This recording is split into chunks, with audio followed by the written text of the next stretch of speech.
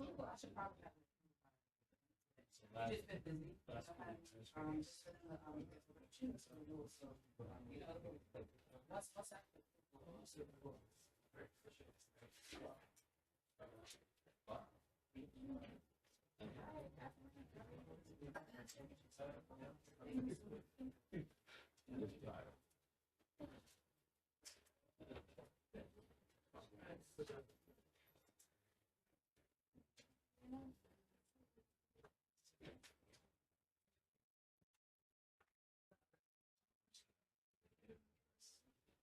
Thank you.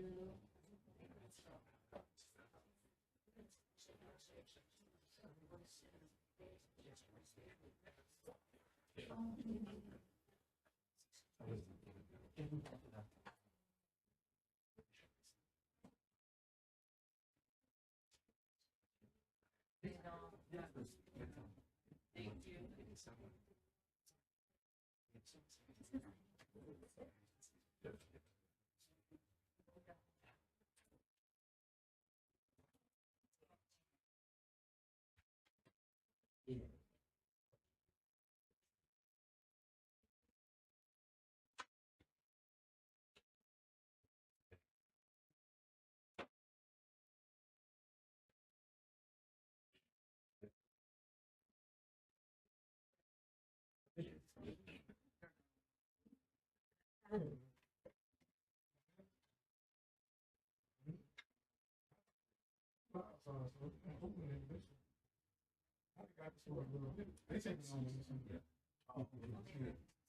I'm bringing jackets.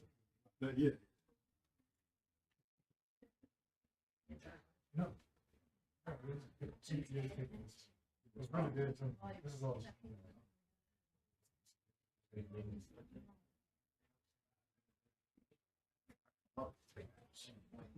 But the worst one is when you come up there after lunch. Yeah, me. And they just stab you over there and one of them looking at me. Come on, man. Come on.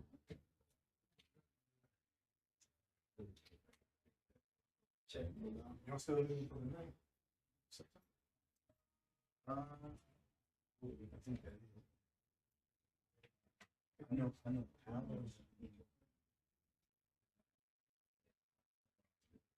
Like,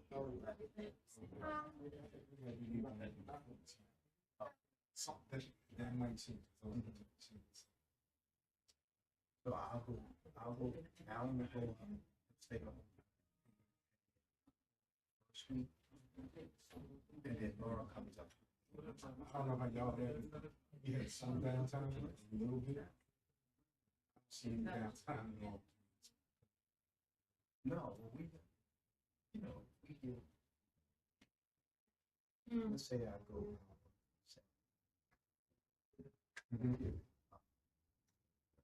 I'll feel one call.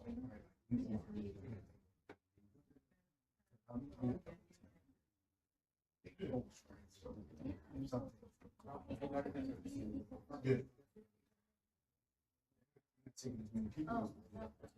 It's gonna be like 3 to 4.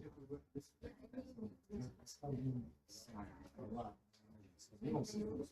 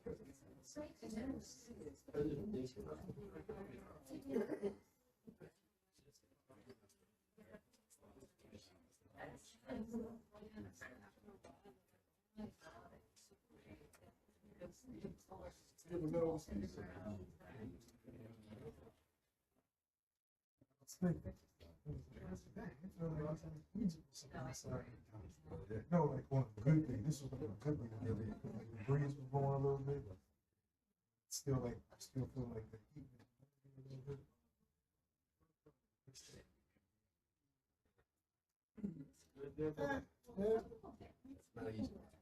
So I've been in Afghanistan, Iraq, Saudi, Germany, two places up there.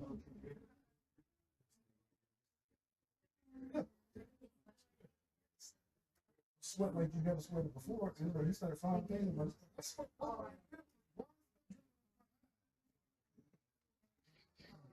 Drink some liquids and stuff, man. I used to like purposely drink all down. Drink most of my stuff back then. Have less.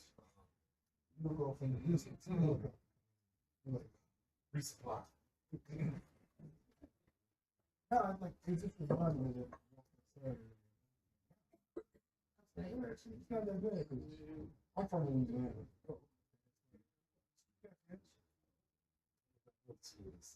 Okay. Okay, so you know Scotland. Yeah. You know, the chicken spots and the nigga stores and we was still wearing butterfly collars and jerry curls.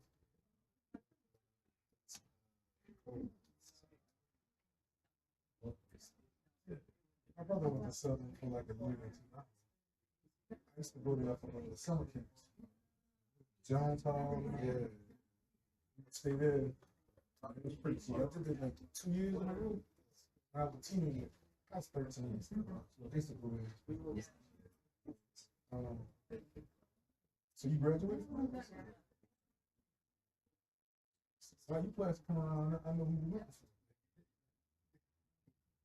for. It's like, I've never been up to ground. It didn't seem like anything was up there. Like, I can't go to school up there and there's nothing up there. I was like, y'all just y'all doing campus. I just heard stories, but I never knew. I was like, KKK stuff. His family.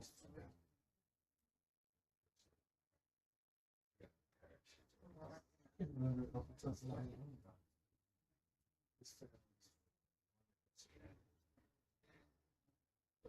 I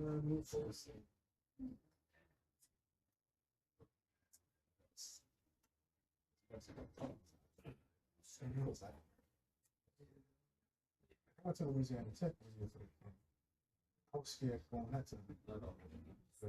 Like, Southwest Louisiana.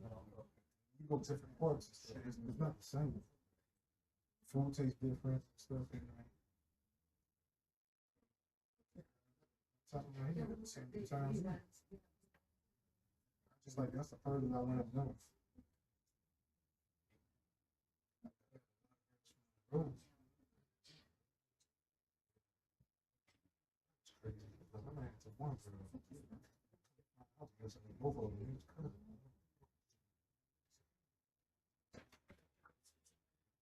Then I found out my music teacher was both of them.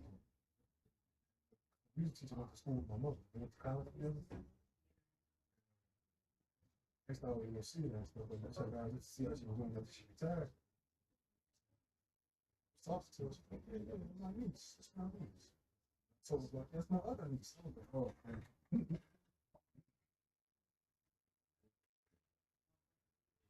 Yeah, that's a good time.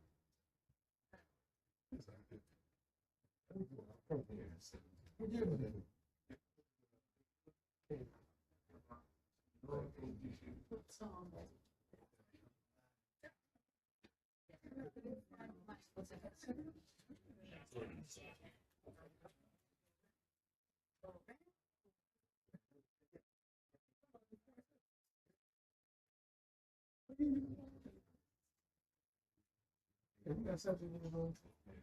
That's not it. was still in high school now. I graduated in 97. I was in the military. He was like during the good time. Yeah, before you say.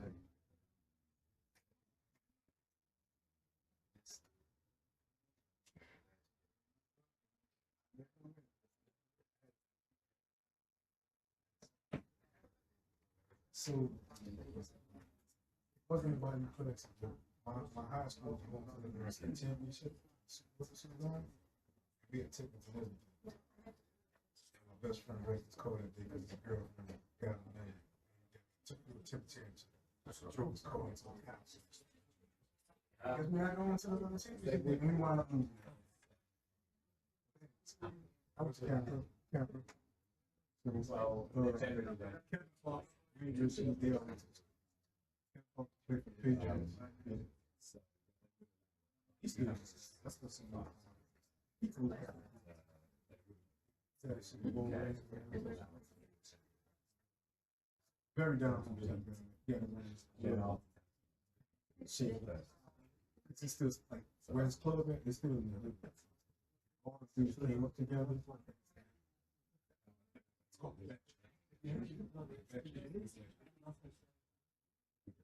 winter circle. They kind of know that they got the stuff going on.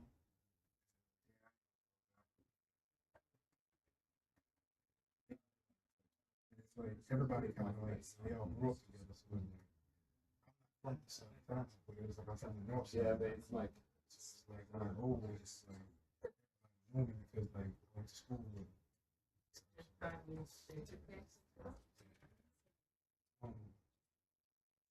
So I didn't go to Philippines. I had chances to go.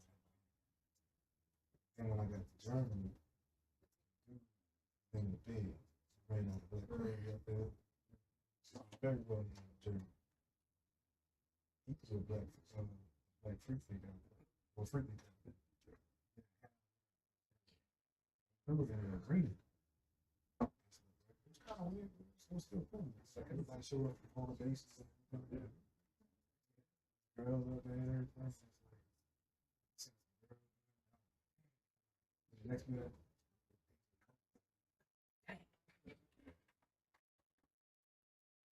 How many come through? You just over here like tearing cheeseburger up your head, falling on her, anything. She got the munch.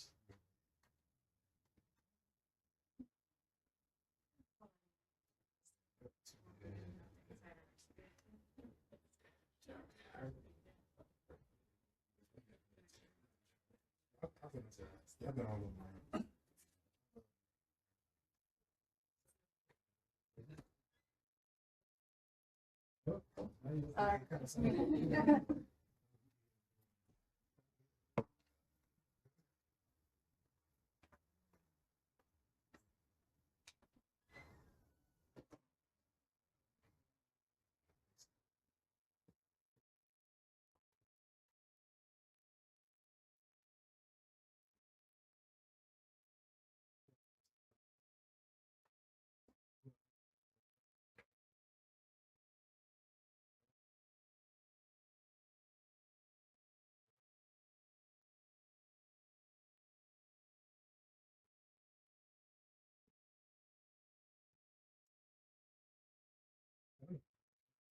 Oh.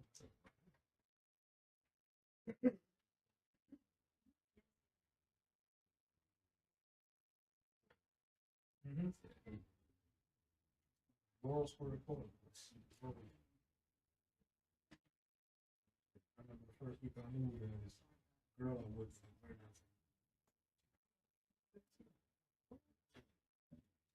First week she moved there, still on the side for her.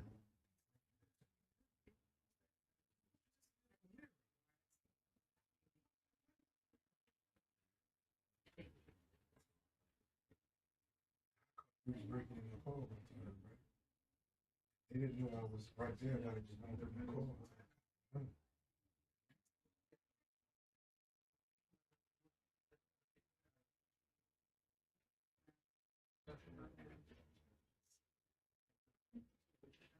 I thought it was that floor. Normal? Oh, right, so where I live at, drive up a little bit, go Cherry Lane, take you straight to the mall, but down the mall, and then it's like kind of says, nah. I heard that ain't gonna good either. All that stuff is going down. They said Laurel got bad. It's also the part of Laurel's piece of cameras. Yeah. See what it does there? So if you're running this right here, okay, that's all off person. Probably need to outside shit. I sent it to my higher to them.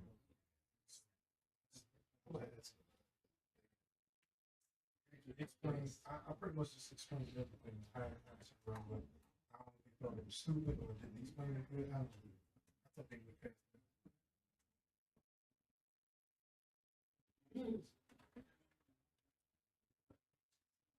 Oh.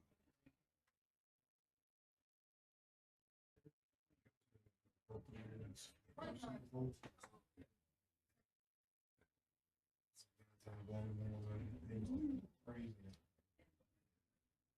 207, 8 people hanging out in the summer. I think people too.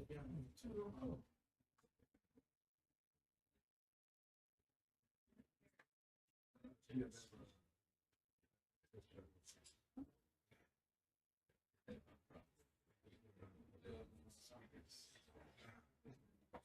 know what? I've always wanted rims. I've always wanted sound system. Most I've ever done to my car is change on the factory speakers. You know, like the Alpines and all that. 6x9s and all that. I never had like 10-inch woofer or whatever, 12, 11 feet back. Never had it. And it was like a brand just I could never bring myself to buy them. I felt like I would have buyer's remorse. So I was just like, people used to clown me because I had a 207. 2000. And that thing is cold, definitely. I get a stuck in the water. You treat that thing like it's a little thing. Yeah, yeah. That was like, could tell me. I had kids that all that was done. I'm very like, especially after the washing. Like, you know, I had kids. They was like, oh, I'm be looking at me. I'm touch the car, man. Touch the car, that's all.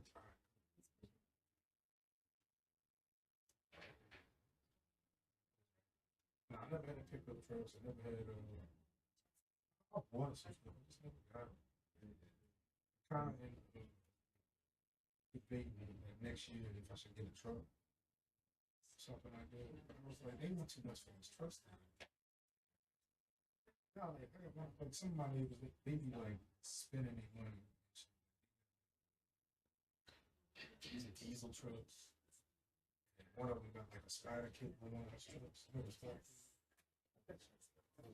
it's basically lifted up, right? It got the rims on it, but it's got a certain type of rim. It's a suspension, all kinds of stuff put on there, but it comes like with a kit. Truck also.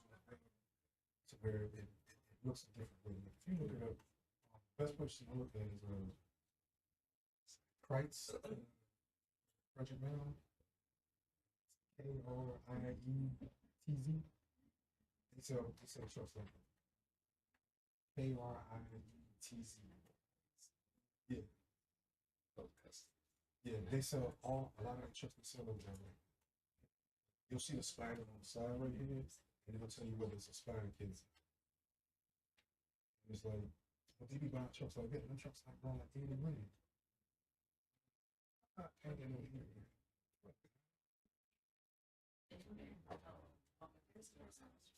Hey, they got some different stuff on it. It's just pricey.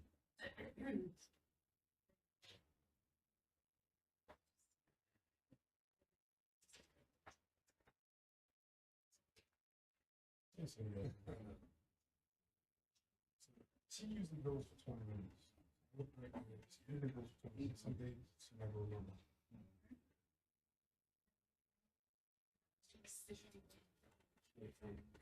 You'll see me riding the fleet against the journalists and stuff all the time. She always has priority. I never let those people. You see that. I leave these on all the time.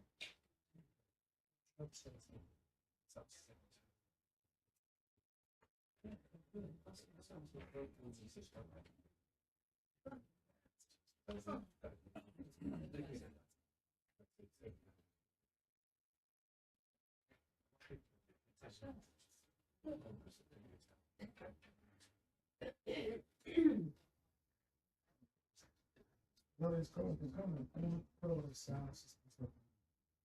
A lot of the shops don't even exist anymore.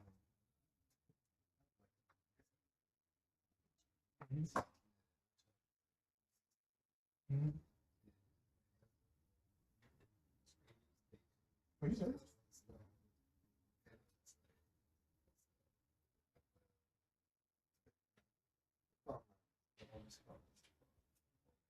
System. Yeah. Sorry, facts. So it's not like they used to be able to stick it there.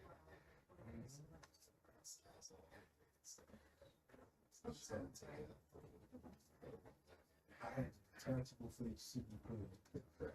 No, but mine was cool. Like I love the way it looked because it was like when you click it in, like it was like flat like this. You click it in, snap in. So you can either tilt like that, or it can go like that. And when it's playing, it's just straight black. So you have the choice. You can have like the digital stuff on it. So right, they stole that from me once when I was poor. So I called my best friend. He bought me another one. So then when I got rid of the car, I had to take it out. In fact, I gave it to my best friend. He never even used it. Now, this is how janky it was a nice CD player. It had a remote to it. Yeah. Like, hold on, I'm sitting there doing this in my phone. Instead of just, you know, I had the expensive 6x9s and then all that. It helped a little bit. I mean, I never had any money. And then I traded that up for a Honda Accord.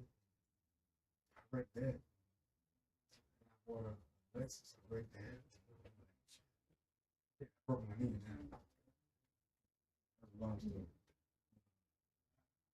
To get to that, I bought an Infinity, then I bought a Max. I got a Audi A7 right now. I got about 122,000 miles on it. Bought it used, 30,000 miles on it. Bought it in 2018 to 2016. I paid that. My wife kept telling me, like, I don't need a car. She said that was still expensive. I kept up on all the maintenance and everything. I just had the windows retinted on it. It does this paint job in the front. I'm not looking to pay for it when it's for car. It is still a yeah. Her car is paid off. She has a Q7. She has like 110,000. Well, yeah, she has 123. But that's our car we drive out of town. But I gotta see somebody got jobs. I'm like,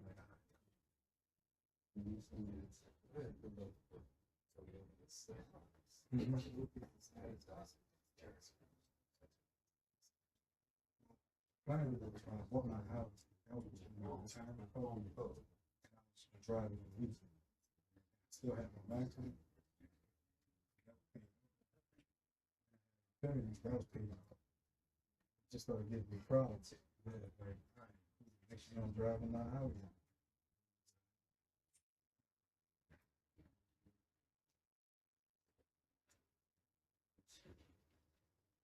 I was gonna buy a new house, but it's like, take a chance with these new cars because there's so many recalls on them because they have so much electric stuff in them. Touch panel, this, touch panel, that. It's like, it just supposed to get recalls on it.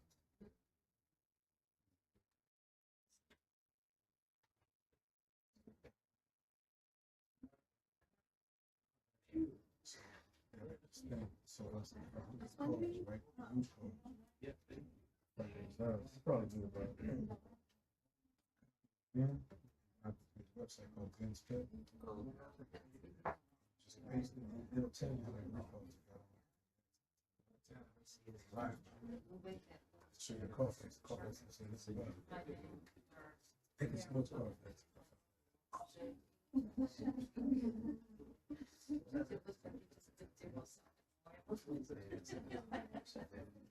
Copy the VIN, and then you go to the website, VIN spell. If you look it up, you just can pop it. Wow. There's like a lot of cars. Like I had 2022 S6. This is a sacrifice. We might have transferred. They wanted 59. I never paid 60,000. So I was like, I just kept it. That car dropped down to 45,000. Oh, I would say so many miles ahead. 30. Paint protection. Paint protection went over everything. It was exactly what I thought. The first time I looked it up, then I kept looking at it. The recalls display.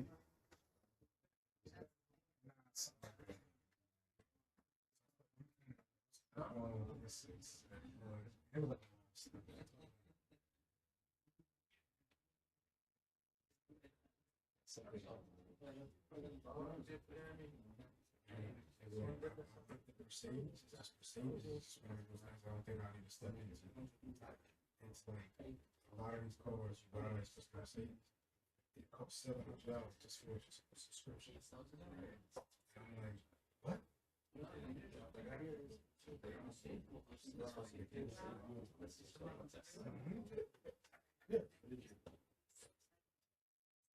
I paid a lot on my house, but I kept it. I didn't even charge me $1,300.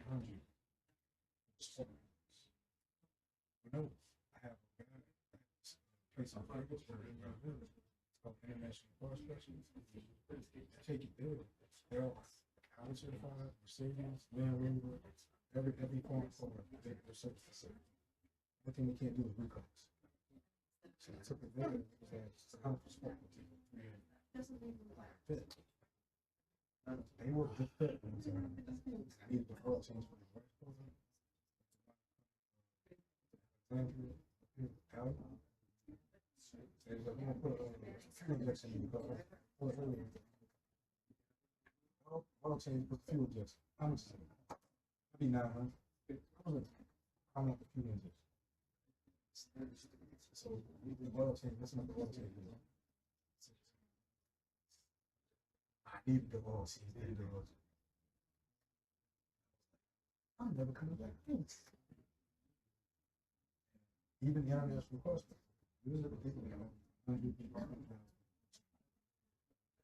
You start specializing in highways and postmen. So it's like, oh, they can advertise $49, $79. Hold on, I take my calls with him now.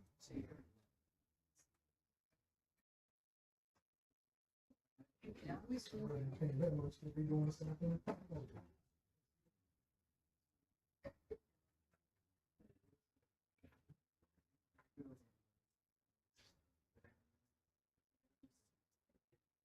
It's gonna be a late one today.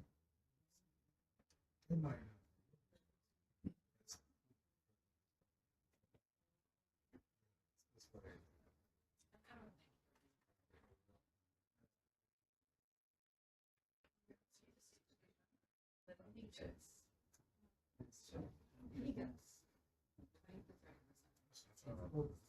I can usually gauge it out. Okay, what's coming? So the match right there. It's right there.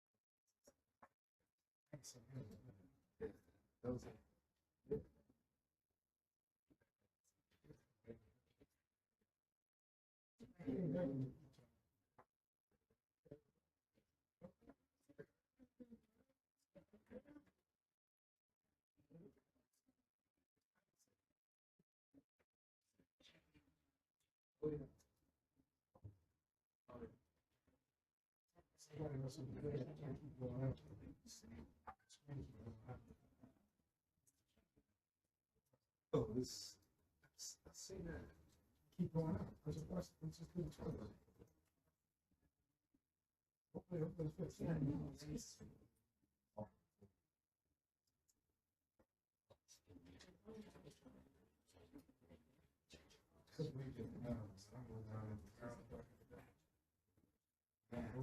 Just go on the road.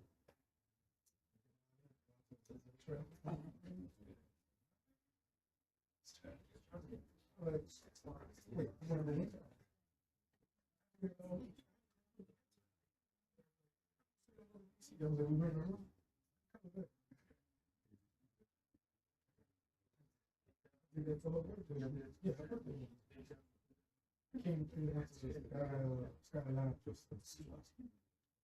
Man, they trust me there. It was still a good experience, but the club and I went to the website, it's just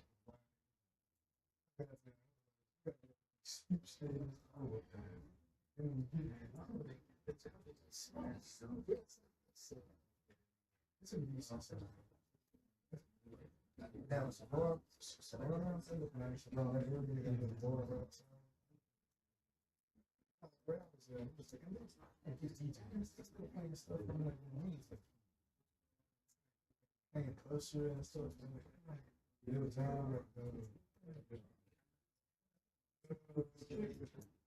You can't go wrong with this. I mean, old school like maybe some of the stuff they were playing, I was like,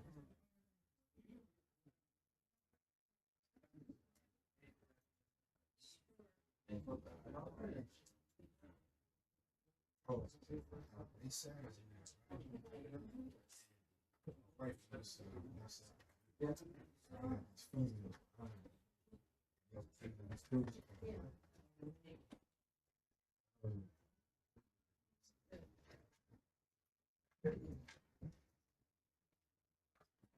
Oh, hi, everybody. I love those cabinet meetings. I do. I love them. The transparency is always fabulous. Thank you for being here. I appreciate it. See some new faces. Some of your colleagues are traveling today with the secretary. I think they're, because you don't look like Matt Lee at all, but that I've seen you before. It's all right. It's all right. Thank you all for being here. Do have, of course, a couple of announcements here as we begin. In my own voice, not AI. Not that you have some questions about that. All righty. So, of course, as we know, as we have all been following the situation in Texas, of course, the horrible catastrophe there for everyone. To begin, our hearts break following the tragedy in Texas earlier this week. President Trump did sign a major disaster declaration for Kerr County. During this time, we are moved by the many countries around the world who have expressed their condolences. We are thankful to our regional partners, including our friends and neighbors in Mexico, who generously have sent brave firefighters and members of their civil protection water rescue teams to support the search and rescue efforts in Kerrville, Texas. We tend to take each day for granted as we focus on the minutia of each day. The pain and suffering of the families who have lost their loved ones, including the children who have died or who remain missing, is beyond comprehension and shocks the soul. Everyone here at the State Department is keeping all those affected in our prayers and in our hearts. And now, today, Secretary of State Marco Rubio joined President Trump for a cabinet meeting at the White House. During the meeting, Secretary Rubio described the historic accomplishments of this administration under President Trump's leadership. We have seen unprecedented progress in advancing our national interests and in the pursuit of peace. To quote Secretary Rubio, "We prevented and ended a war between India and Pakistan. NATO is now at 5% for the first time ever, the highest numbers ever. A peace deal between the DRC and Rwanda. A 12-day war that ended with an American operation that we're the only country in the world that could have done. Hopefully, pretty soon, a peace deal between Azerbaijan and Armenia. The entire Middle East and the infrastructure of it has the potential now to change because of Syria and Lebanon, and it hasn't even been 6 months." In addition, this evening, Secretary Rubio will travel to Kuala Lumpur to participate in the ASEAN United States Post-Ministerial Conference, the East Asia Summit Foreign Ministers Meeting, and the ASEAN Regional Foreign Ministers Meeting. He is also scheduled to meet with senior Malaysian government officials. In his first trip to Asia as Secretary of State, Secretary Rubio is focused on reaffirming the United States' commitment to advancing a free, open, and secure Indo-Pacific region. During this trip, the Secretary will highlight the strength of our comprehensive strategic partnership with ASEAN in delivering results for the American people and the people of Southeast Asia, as well as our commitment to building on our comprehensive partnership with Malaysia. And with all of that, I will take your questions here. Andrea Mitchell. Yes, ma'am. Thank you so much. Well, in your own voice, can you explain how it could happen that some imposter tried to get access via a fake, signal ID of the Secretary of State, reaching out to officials, foreign officials, as well as domestic officials? And how could it happen? And can you explain, did they get in and did they get any access? Well, it's a few things I can say to you here. The State Department, of course, is aware of this incident and is currently monitoring and addressing the matter. The department takes seriously its responsibility to safeguard its information and continuously takes steps to improve the department's cybersecurity posture to prevent future incidents. For security reasons, we do not have any further details to provide at this time. The State Department, of course, when we think about the reports that have occurred, and the details that we would like to provide become problematic, obviously, when it comes to investigations and the nature of the actions that we're taking. So that's what I have for you right now. Well, can you say anything, can you tell the American people that there was no damage, no violation of security? Yeah, I will not, whether that's the case or not, go into any of the details. This, of course, is the State Department. It's the United States government. We live in a technological age that we are well enmeshed in, and I'll leave it at that. But when there is something to report, everyone here will hear it first. Can you say whether it was discovered by state or by another government agency or No, by an I outside cannot go into any provider? details regarding discovery or the actions that have been or are being taken or will be taken. But it will be something that you will hear. All right. Yes, Humaira, Reuters. Hi, Tammy. Thank you. What can you tell us about Gaza ceasefire talks? Prime Minister Netanyahu is here. He's going to meet with President Trump again tonight. Is it close? What are the remaining sticking points? So many questions. I mean, that's 7 questions so far. No, it's only 2 actually. Yes. All right. You can handle it. I think I can. I think I can. It's an important question, obviously. This is something that the president and this administration has been focused on, as has the secretary from day one. I can tell you that I think, as it has been clear, the president has been optimistic from the start, and his optimism holds. He is very hopeful for progress.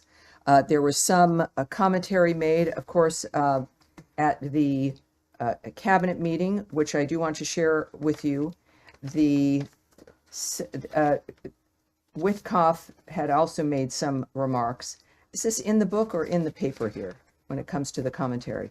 I think we're going to get that. You might see one of my specials coming up here in a moment, because I want to get you specifically what, of course, the special envoy has said as well. Let's get that. That was what was fun, with a lot of people here at the State Department taking furious notes as the commentaries went around the table for the cabinet meeting. But we have from both the special envoy and the president on so many issues. But yes, let's get this. On the Netanyahu meeting, there will be another meeting this evening with Prime Minister Netanyahu. And the president has noted, of course, Gaza is a tragedy, and everyone wants to get it solved. Ambassador Steve Witkoff says we're in proximity talks now. We had 4 issues and now we're down to 1 after 2 days of proximity talks. So we're hopeful by the end of this week that we'll have an agreement that brings us to a 60-day ceasefire. 10 live hostages will be released. 9 deceased will be released. We're meeting with all the hostage families to let them know, and we think this will lead to a lasting peace in Gaza. So I think that's what we have with the state. Do Yeah. you know much about the sticking points? Because Palestinian sources had said on Monday that there's been progress has been held up by Israel's limits on allowing humanitarian aid into Gaza. And in the text, it says the aid will be delivered by United Nations, Red Crescent, and other agreed channels. Does the U.S. want and Israel want for GHF to be one of these channels?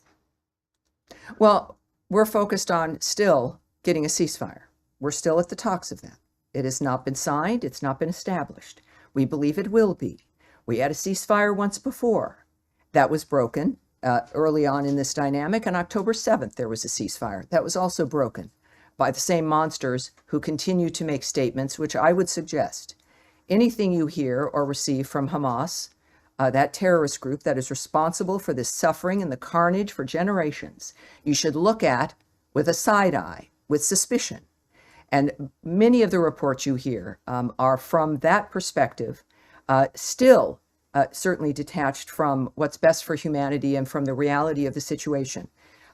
So we're focused on, the president is focused on the ceasefire itself. Nothing is given until it's done.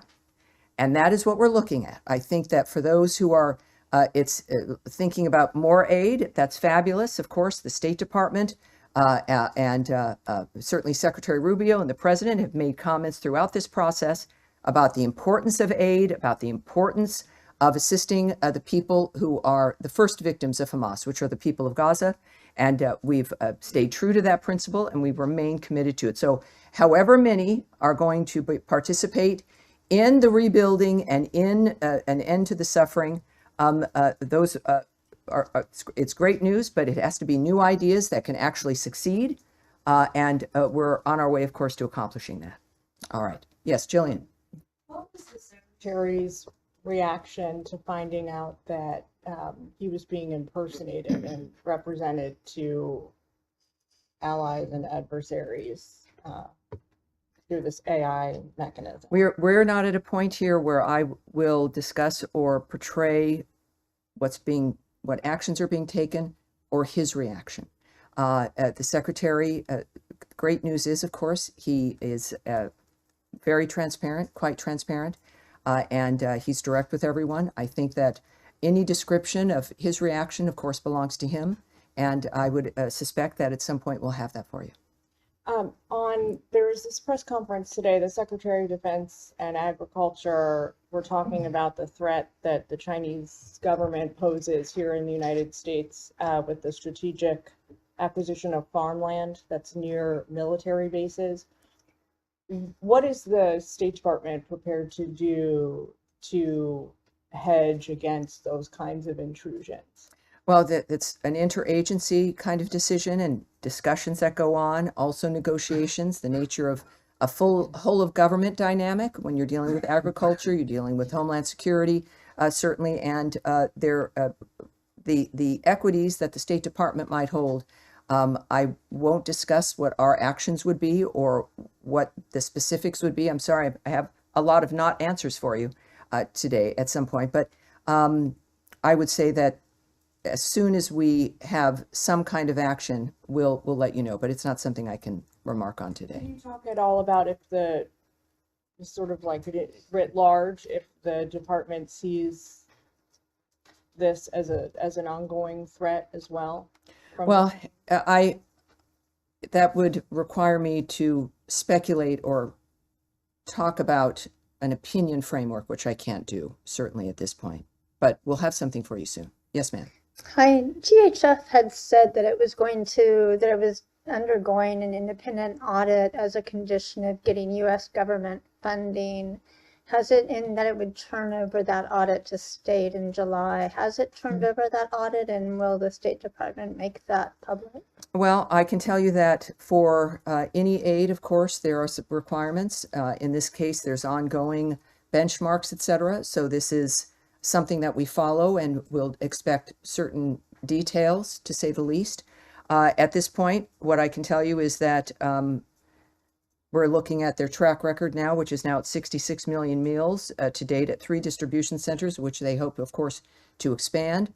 And whatever our requirements are regarding aid, this aid and any other aid, I won't discuss here at this podium, but it certainly is a standard that is worthwhile and matters based on, as you know, we've done a huge revamp of our foreign aid framework, and it's based on making sure that what happens meets our standards, our vision for what's best for America, and our values. And at this point, it's clear that we believe GHF has the potential for that, and we're moving forward. So as soon as there's more details, we'll get that to you. On that topic, does the State Department disagree with the counts of international bodies and aid groups that hundreds of Palestinians have been killed, have been shot trying to receive the aid? And if not, what is the State Department assessment, or what is Israel saying about how many, if any, Palestinians have been killed?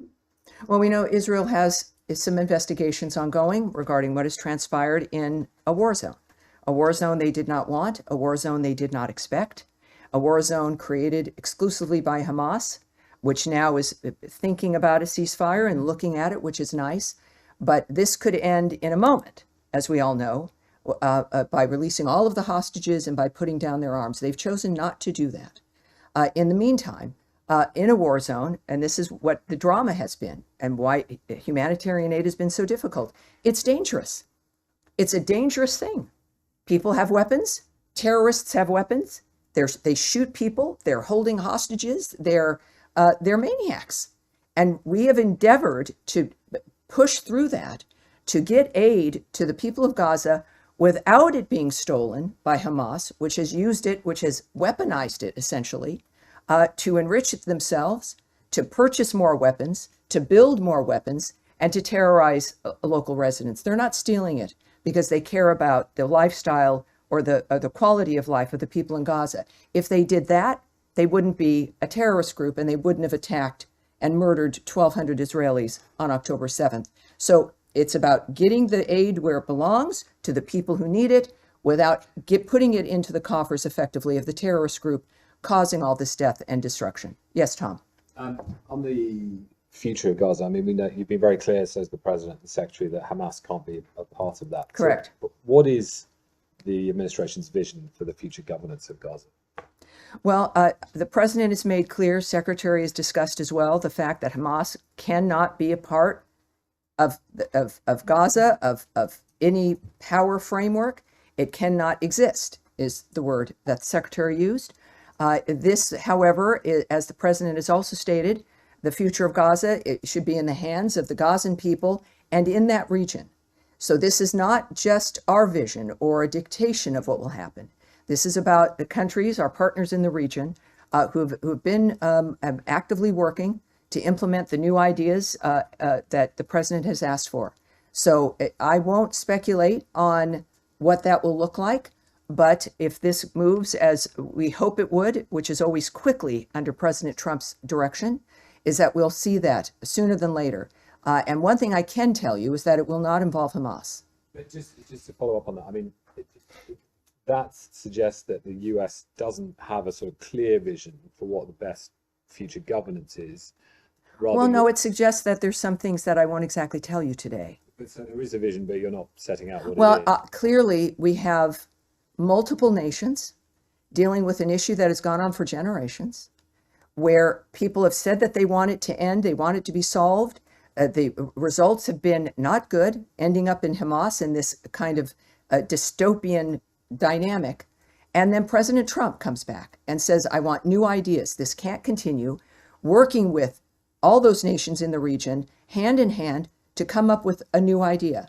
What that new idea will be, I can't describe, but they're not playing tiddlywinks. They're actually making, having a vision for the future of how this constructively could work. Just to clarify, does Yes. that include the possible, as the administration terms it, relocation of Palestinians from Gaza? I won't discuss the details. Because when the president was asked about this in the White House last night, his first reaction was to defer to the Israeli Prime Minister about that very question. I mean, he didn't answer it. Yeah, I think that when I refer people to other agencies or to other people, it's either because it's more appropriate or because it's something that is not correct for me to speak about, or I don't have the details. When speaking about another nation's approach with something, it's appropriate to refer to that friend who's sitting there with you. President Trump has not just the desire to ask for new ideas, he asks for them because he gets them. He knows new ideas are possible. His life is a new idea. The nature of what he's accomplished politically is a new idea. He knows that if you put your mind to it and you need to accomplish something very specifically, you must determine what that will be, as opposed to being carried along by a system or a machine or the wind. So when he lives his life that way and he knows that it works, it's not always easy, but that sometimes it's the only way, if not most of the time, if you want real success and real progress, is to have the new ideas. And that's what we're waiting for, and it will not look like what's happened before. No, that Yes, isn't the a other new time. idea. Yes, sir. Thank you, Tammy. Just going back to Gaza, can you tell us what that one remaining issue is that Special Envoy Witkoff described or referenced earlier? No, but I'm sure we'll find out. And then another sort of simple question. Of course. By the end of the week, does that mean by Friday, by Saturday, or by Sunday? I think generally it could be the collection of the days at the end of the week. I'm not going to specify because we know how things can happen. The president is leaving on a trip today that originally he was going to be leaving on a couple days earlier. The world happens.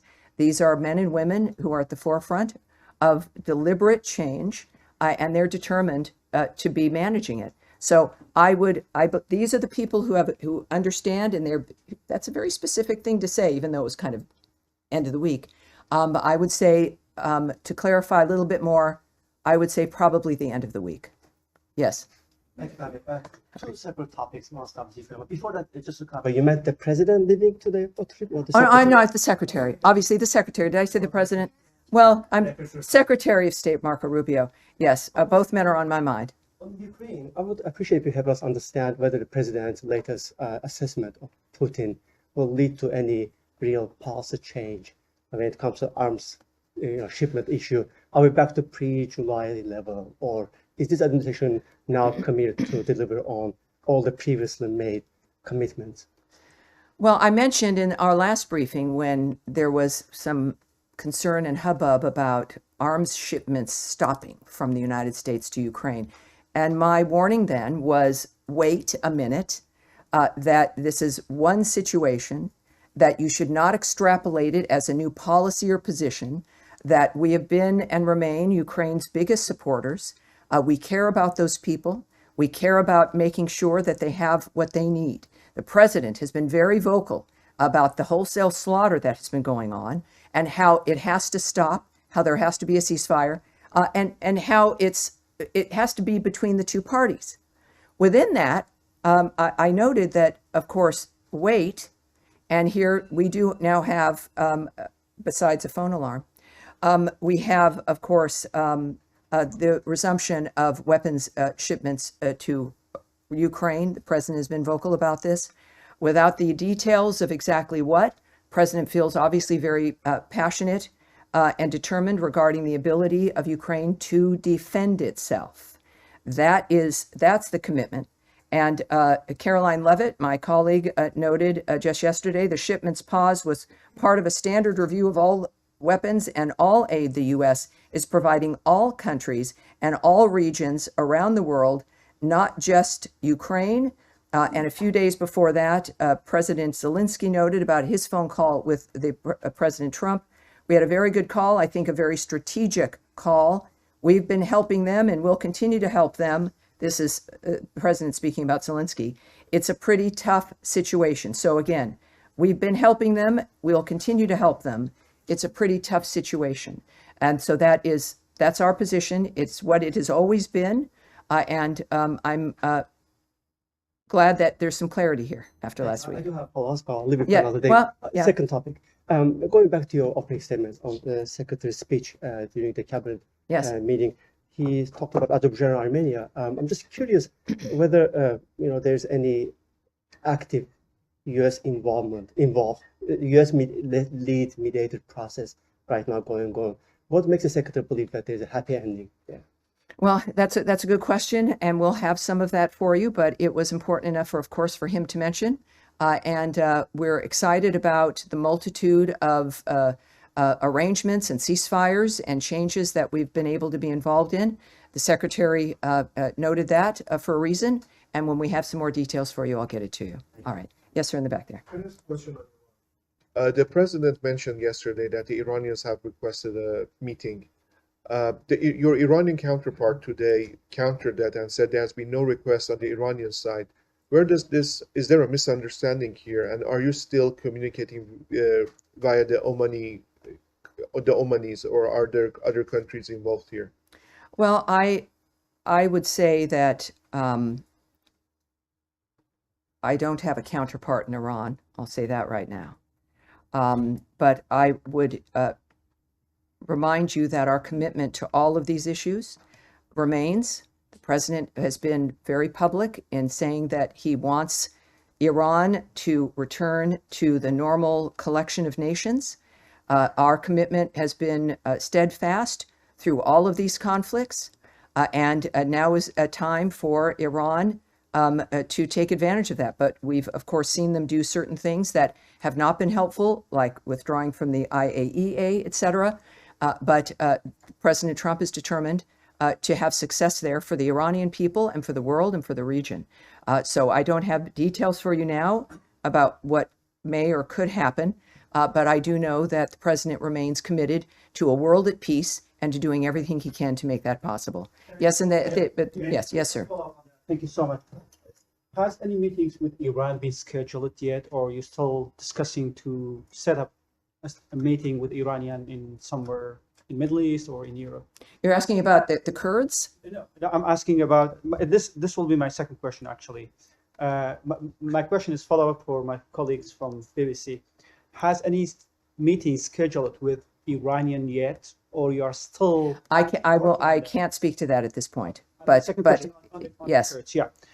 Could you share the State Department's comments regarding the recent meetings between the Kurdish-led delegation with the Syrian interim government in Damascus, and how does the department view Damascus' apparent lack of response to the Kurdish delegation's request to continue their dialogue? That's good. That's a good question, but we have to take it back. I know there can be something. There's a lot of course, action and change, courtesy of Ambassador Barak, our ambassador to Turkey, who's leading the reformation, if you will, and the assistance to Syria. The Kurdish position there, of course, is of interest to many, and so we'll get that back to you. Lastly, about how do you see the recent dispute between KRG and Baghdad over the budget and oil issue? Is this about the salary payment still? Exactly. Yes, well, as we know, that's been a long time issue. I appreciate you staying on it, many others staying on it as well. I can reiterate for those who are unaware of the situation, which, again, the Middle East changed a couple of weekends ago, right? It changed dramatically. But I can tell you that we continue to urge Baghdad, in this case, and Erbil to resolve their issues through constructive dialogue. That has not changed. We still want that. Resolving this salaries issue sends a signal that Iraq is creating an environment in which U.S. companies would want to invest. That, I think, is even more heightened now than ever before with the potential. Successful resolution would also send a positive signal on broader cooperation for the benefit of all Iraqis, such as the reopening of the Iraq-Turkey pipeline and additional energy exploration, including with U.S. companies. I know that President Trump's vision of a peaceful world is one where everything is possible. Iraq fits into that, obviously, as do the Kurdish people. Nothing is impossible, and we've got the leadership that I think can take us there. And next to... Me? Yes, sir. Thank you. As we know, after October 7, 2003, always Prime Minister Netanyahu talking about the new Middle East. And President Trump is very concerned about the stability and peace. Can you update us now, Prime Minister Netanyahu here in town? Do you continue to support Israel for peace and stability in the Middle East and fight terrorism and proxies in the region? I think it's pretty obvious with the relationship between President Trump and the Prime Minister of Israel, Netanyahu, as well as the Secretary of State and his comments and his relationship as well. Our involvement in the issue of defense and supporting Israel's defense of itself. It's clear that now opportunities have opened up as terrorist death squads of the region, having been supported by Iran, remain on their heels. And it's a very exciting time. It's a time where people who perhaps felt that this was the only normal or the new normal are realizing, as people around the world are, that things can change for the better. This kind of suffering is not perpetual. It can end. And that is what I know President Trump is focused on, and why we have the friends that we have and the actions that we take, because a safer world for the United States, considering all that is asked of us, which we respond to with, I think, incredible generosity. It is our nature as a nation made up of people who wanted freedom and liberty, is that a peaceful world is the best thing for the United States and every other country. And that is our goal. And we search for that and work for that with our partners throughout the world. All right. Yes, in the yellow. Thank you, Tammy. Ambassador Barak was in Lebanon, and he received the response, like the Lebanese response on his proposal regarding the ceasefire between Lebanon and Israel. What do we expect after this? And publicly, he was positive regarding the response. Yes. Can you walk us through what happened?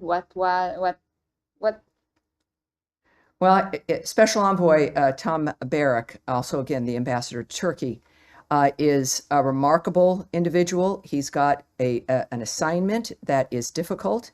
Of course, he visited Beirut. He is not a man who pretends.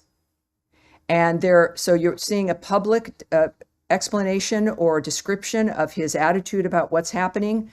You can believe in that. He has said that he was unbelievably satisfied, as one example, with the Lebanese government's response to calls to disarm Hezbollah.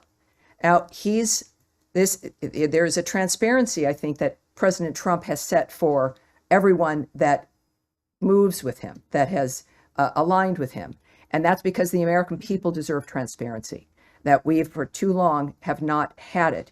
And so, yes, while I won't characterize private diplomatic conversations that any of our leaders have, the fact of the matter is you can listen to their own words, you'll see and hear the honesty, and you'll be able to make your conclusions from that. Yes. Yes, sir, with the beard. We heard Israel's Prime Minister Benjamin Netanyahu saying that US and Israel are getting closer to finding countries who will take in Palestinians. Can you tell us who are these countries? Are they in the Middle East or outside of the Middle East? Well, we know that this has been through conversations and discussions, a part of the ideas that have been discussed or, I suppose, contemplated. There's a realization that, as the president has noted, as the situation became quite obvious, that was not an environment, the Gaza Strip, where one can live peacefully or safely. And in order to rebuild and to remake, people have to be safe. Where we go with those conversations, I won't discuss the end result, but we are at a point. What is this, Tuesday? We're dealing with, after everything we've experienced, think about it, in just 5 to 6 months. What has changed already? The secretary noted that a bit in his remarks at the cabinet meeting. It's been an astounding shift, and to the future itself, not in a moment of a singular ceasefire, but changes in attitudes and what we expect. So I would say that there's a belief in general that things can change, that the people themselves are what's being considered first and foremost, and it's the regional partners, the nations in that region, who also have an overwhelming interest in the destruction and the carnage ending. And so we'll have to wait and see who is going to participate in how we make this a better future for the people of the Gaza Strip. All right, and yes, sir, go ahead. Yes, I wanted to... Tell me your name, by the way. You're in for someone? Yeah, I'm James Laporta from CBS News. Great, hi there. Hi, James. Thank you for having me. I wanted to take us back to Russia-Ukraine for a minute and something the president said. And I'll give you the quote. Quote, "We get a lot of BS thrown at us by Putin. If you want to know the truth, he's very nice to us all the time, but it turns out to be meaningless." How is the president going to negotiate a peace deal when everything that Putin says is meaningless? And to be fair, this is something that people have told the president for a while now, that what Putin largely says is meaningless. Even President Zelensky has said that, and the president has largely dismissed those concerns until recently. I would urge you to be cautious about presuming the nature of the choice that the president makes, what informs his actions. Don't project onto him that he's dismissed concerns or accepted them. I've not been involved in high stakes peace negotiations between nations, one of which is a nuclear powered nation with nuclear weapons. Many of these issues are dealing with nations that could obliterate people in a flash. So I'm not going to presume, and none of us should, the nature of the choices that President Trump specifically makes in his determination to save people's lives and to end the absurdity of what has happened in some of these situations. He tries. He doesn't give up. He talks with people. He knows he can persuade people. He knows Vladimir Putin. There's an effort, and he was committed and remains committed to diplomacy first. But he must know that when there's a limit to that, and he believes, as I think we all should, that people, as they're portrayed in the media, can be one thing, but also that over time people do change for the worse or for the better. And President Trump is going to make a decision based on the private conversations he's had, the people that he knows, the other people involved in the negotiations, the advice he receives, the guidance from his cabinet, but also his own judgment, which has been remarkable, and his transparency. So you hear his assessment. Right. When it comes to when you make a deal with someone or something is arranged, and the secretary has noted this also, is that you don't make a deal with someone because of trust. You make a deal with someone based on what they do and what they don't do, ultimately in the fashion of that deal. So otherwise, with people who cause death and destruction around the world, there would never be any arrangements because there are many people you can't trust. But it's about setting a stage where people must comply with a certain dynamic or there's a price to pay. You don't need to be able to trust someone to do that. You need to be able to have an environment that someone only, frankly, like Donald Trump and the United States can set to put certain people in a line that is best for the world and their own countries. Yes. In February, One more. excuse me, in February, One more. President Trump One said he second, would sir. keep his Play it in word. the back. Stop, and we'll get one more, and then I'll move to you. Yes. Go. One more, sir. Sir, James. One more for you. Well, in February, the president did say, I think he'll keep his word. I've known him for a long time. I think he will. I don't believe he's going to violate his word. He said, so that isn't that based on trust? Well, it is. He says that, he tells you what he's thinking, and then the whole point of negotiations and dealing with this kind of thing is based on time and actions that pass. And it's not a static decision. You don't decide that, and then that's the belief or the choice that lasts if something else occurs or you're seeing some other behavior. We don't do that in any relationship, right? We have expectations, and then you watch and you engage, and that's the point of the engagements and the negotiations. What the president has seen, I won't comment on. I'm not going to project what the nature of how he's making his decisions. What I do know is that he gets what he wants. He's an open-minded man, but he's not naive. He is principled and clear in what he wants to achieve. That's what we're seeing. So keep that in mind as we move forward. Now I will move to the back. Sir in the glasses, and not you in the blue shirt, in the tie, and then back to you after this. Thank you Yes. so much, Tammy. Yes. It's on the quad meeting, actually. I was trying. Great. Okay, that was fun. I enjoyed the quad meeting. Yeah. Yes. And last week I was trying to do this. So I have so many, I'll put everything together for you to be impactful. Oh, well, thank you. At the recent quad meeting, Indian Foreign Minister Joy Shankar said India has every right to defend itself against terrorism and expect Quad partners to understand that.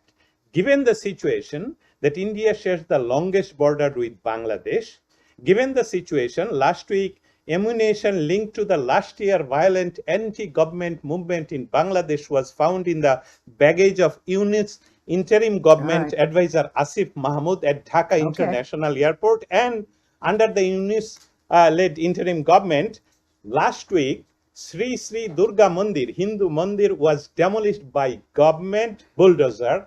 Hindu barber was taken. All right. Now last one. we try to avoid soliloquies or the little history lessons. I understand it's complicated, detailed, dynamic, involving India and Bangladesh. We understand that. There is, and I would send you to state.gov. I'm not being trite here in this suggestion. There are two statements regarding the Quad meeting, one from Secretary Rubio and a joint statement from all the partners that is quite extensive. And that is what we are willing to share about what happened in those meetings. So those are the purpose of the readouts. I will certainly not characterize not only the Secretary's position about the United States. I'm not certainly going to characterize India's or any other nation's position or statements in what is a diplomatic meeting, but I would suggest you see that joint statement, and I think we'll be in good shape. Now, behind you in the blue shirt. Thank you, Spokesperson Tammy Bruce. After President Donald Trump elected as the 47th president, in less than 6 months, we saw two major wars between India and Pakistan and Iran and Israel, and President Trump mediated both. Pakistan first nominated him for Nobel Peace Yes, they Prize, did. and now Israel. How you see this? And second, ma'am, you have been asked 2 times before. What is He's the counting. yes, Okay, keep ma'am. going. In Pakistan, when there were elections here in the United States, there was much enthusiasm. A former Prime Minister Imran Khan is currently in jail. What is your official take on it? Do you see it as an internal matter of Pakistan? What's the take of this administration on Imran Khan imprisonment in Pakistan? Well, for the administration's opinion regarding Mr. Khan's situation, I would ask you to check with the White House and my colleague Caroline Levitt on the issue of the fact that President Trump has been nominated now twice, certainly by the latest by Prime Minister Netanyahu regarding our work for peace regarding Iran and Israel. We'll see. I think the president has made it clear that he doesn't expect ever to win something of that sort. And yet, the issue for him, the prize, is his success. The prize is the end result, and humanity will be the deciders and the judgment of the nature of what he has contributed with his life. I think that, frankly, in my opinion, transcends the Nobel Peace Prize, but he deserves every prize. He deserves this one for the Abraham Accords. He deserved it. There are many things he deserves, and I don't know in this world whether he would get them, but what he has received is the biggest prize of all, which is the presidency of the United States, brought to him by the freest people in the world, in an election, returning him to this office after a remarkably shocking and obscene attacks on himself and his family for years. He did not give up. The American people did not give up on him. He is now not giving up on the world, and the people of the world are going to decide and make a determination of the greatness of Donald Trump. And it's going to be unavoidable. And I appreciate your questions. Yes, sir. In the glasses. Yes. Thank you so much. After the ceasefire between India and Pakistan, Pakistani government and army chief appreciated the efforts of President Trump and nominated him for the Nobel Peace Prize. But on the other hand, Indian Prime Minister Modi and his cabinet members continuously saying that President Trump has no role in the ceasefire between India and Pakistan. Even Jay Shankar, when he met Secretary Rubio last week, after that meeting, he told media that President Trump has nothing to do with the ceasefire between India and Pakistan. Sure. So what are your thoughts on these lies and rogue behavior of Modi? I think so many comments speak for themselves. That's one of the good news aspects of our modern world, is people can see what's really occurring. You're not reliant on a comment to know what has really happened. The world is playing out in front of us in real time, on big screens and small screens. Everyone will have an opinion. That's an opinion. Some opinions are wrong. Mine rarely are, but other people's opinions can be wrong. But that's what we get to do, is an analyze and judgment. And the fact is that we understand in front of us every day the clarity of what's transpiring in our world. We're the first generation of a couple generations here. So many of you are much younger than I am. Where my generation, perhaps I would say, growing up with a big TV that had the turn dial, and I was the remote control. It was, Tammy, go change the channel. And you change it, you got 4 channels, and the speed, the exponential speed of change of technology, that now I would watch television on my phone that is in my hand, is natural for so many, but it reminds many of us of how quickly things will change, how much information we can get, and the seriousness of making up our own minds when it comes to the things that the world puts upon us. Donald Trump is here to help make that easier and to help use this to make things clear. Secretary Marco Rubio is in the same position.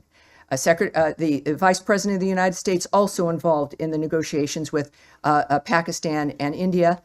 J.D. Vance, same dynamic, fresh views, new ideas, understanding the world as it sits, and making sure that it's better when they leave, and they will be recognized for that. That's it for today, you guys. I will be here all week, and I will see you on Thursday.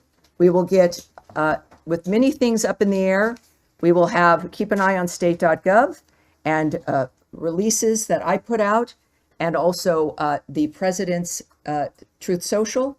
the Secretary of State's X account. Andrea, what is your X account? You've got an X account. Do you keep in touch with Andrea Mitchell? What's your X account? She's not going to say it. All right, you can look her up. And what am I at? State DEPT Spox, SPOX. Stay in touch, watch everything, make up your own mind, and I'll see you on Thursday. Thank you, everyone.